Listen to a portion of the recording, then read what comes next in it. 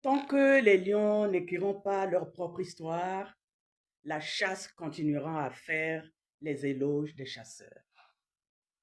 Ceux qui ne connaissent pas leur histoire s'exposent à ce qu'elle recommence.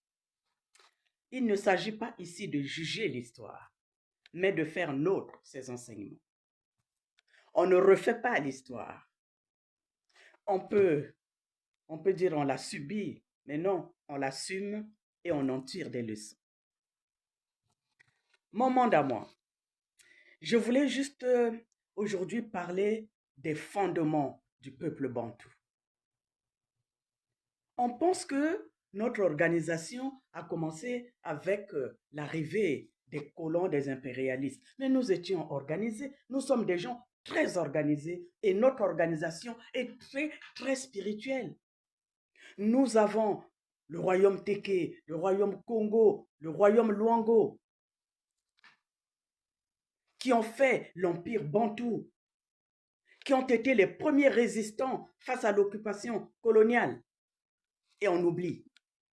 Tenez, nous allons parler de ce traité tant connu le 10 septembre 1880 sur les bords du fleuve Congo avec Pierre Savorgnan de Brazza. Il a signé le traité avec qui? Avec Ilo Ier. Et qui était Ilo Ier? C'est le roi du royaume Téké, dans l'organisation spirituelle qui était déjà mise en place et qui coordonnait les activités du peuple. On parle de Stanley. Stanley,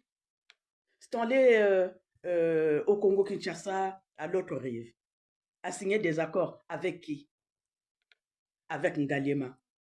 Aujourd'hui, nous avons là-bas même en RDC des lieux, des sites qui portent le nom Ngaliema. Hein? Le 24 décembre 1881, Stanley signe le traité qu'il appelait traité de l'amitié. Avec qui? S'il signait des traités avec les gens qui étaient là, c'est parce qu'effectivement, ils avaient compris qu'on ne pouvait pas faire des choses sans passer par cela qui était l'organisation des peuples. Nous allons dans le royaume Luango.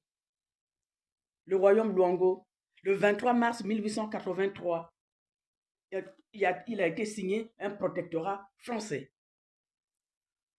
avec Robert Cordy, ce qu'il appelait un traité de paix. Traité de paix avec le Maluango Makosso Chikosso.